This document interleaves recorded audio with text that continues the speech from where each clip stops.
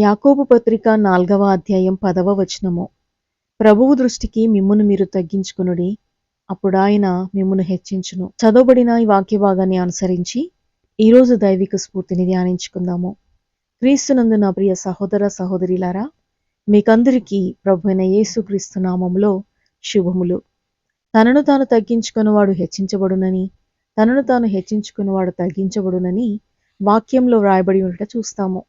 యేసు ప్రభువు తన శిష్యులతో చాలా సందర్భాల్లో చెప్పాడు ఈ మాట. అయినప్పటికీ ఆయనతో నిత్యం ఉండే ఆయన శిష్యులు కూడా నీవు గొప్ప నేను గొప్ప అని వాదనలోకి దిగడం చూస్తాము. తగ్గించుకుని జీవించే మనసు కలిగి ఉండటం అంత సులభమైన విషయమేమీ కాదు. ఒక్కోసారి అది చాలా అసాధ్యమని కూడా అనిపిస్తుంది. ఎంతో సాధన ఉంటే తప్ప మనల్ని మనం తగ్గించుకోలేము, దీన మనసు కలిగి ఉండలేము. ఒకవేళ ఎవరైనా తనను తాను తగ్గించుకోవాలని నిర్ణయించుకుని తన్ను తాను తగ్గించుకునే ప్రయత్నం చేసినా దానిని కొనసాగించలేకపోవచ్చు.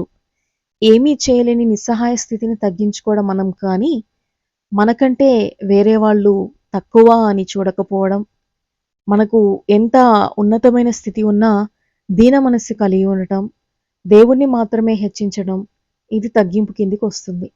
మనుషులను బట్టి తగ్గించుకోవడం, హెచ్చించుకోవడం అన్నది తమ బలము బలహీనతలను బట్టి ఉంటుంది తప్ప దేవునికి దానికి సంబంధం లేదు. తమకున్న శక్తి సామర్థ్యాలను వినియోగించకపోవడం, పగ ప్రతీకారం తీర్చుకునే అవకాశం ఉన్నప్పటికీ తమను తాము నియంత్రించుకొని దేవుని చేతుల్లో వదిలేయడం తగ్గించుకోవడం అవుతుంది.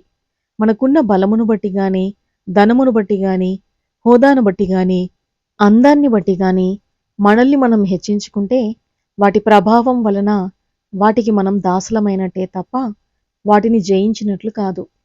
మిమ్మును మీరు తగ్గించుకోండి అని దేవుడు చెప్పేది కూడా వాటిని జయించడానికే. మనల్ని మనం తగ్గించుకోవడం ద్వారా చాలా వరకు సమాధాన పరిస్థితులను కల్పించగలుగుతాము. హెచ్చించుకోవడం వలన ఆవేశం పెరుగుతుంది. బూతుమాటలు, కొట్టుకోవడాలు, తిట్టుకోవడాలు, ఆ పరిస్థితులు ఎంత దూరానికైనా దారితీస్తాయి. ఆవేశం ఉన్నప్పుడు మనల్ని మనం హెచ్చించుకుంటే జరిగేదంతా అనర్థమే. మనల్ని మనం హెచ్చించుకోవడం అన్నది మన ఆరోగ్యానికి కూడా మంచిది కాదు. దేవుడు మనల్ని క్షమించాలన్నా, మనకు సహాయం చేయాలన్నా మనలో దీన మనస్సు ఉండాలి. మరియు తగ్గింపు స్వభావం కూడా మనలో ఉన్నప్పుడే దేవుడు మన జీవితంలో కార్యం చేస్తాడు.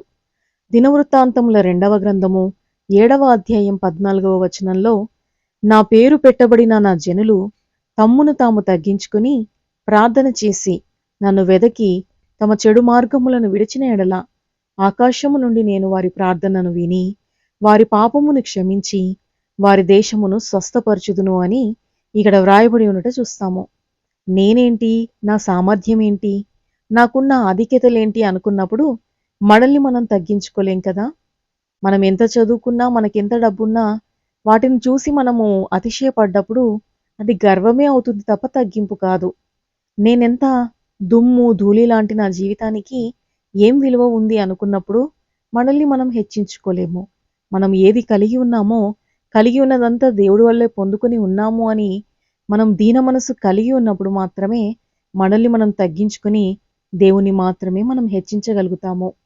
ఏదేమైనా మనం ఆలోచించే తీరులోనే హెచ్చించుకోవడం, తగ్గించుకోవడం అనేది ఉంటుంది. యెషయా గ్రంథం 40వ అధ్యాయం 6వ వచనంలో సర్వ శరీరులు గడ్డి అయి ఉన్నారని, మరియు యాకోబు పత్రిక 4వ అధ్యాయం 14వ వచనంలో మీరు కొంతసేపు కనబడి అంతలో మాయమైపోవు ఆవిరి వంటి వారే అని, మరియు కీర్తనల గ్రంథం 144వ అధ్యాయం 4వ వచనంలో నరులు వట్టి ఊపిరిని పోలి ఉన్నారు, వారి దినములు దాటిపోవు నీడవలెనున్నవని వ్రాయబడి ఉండట చూస్తాము.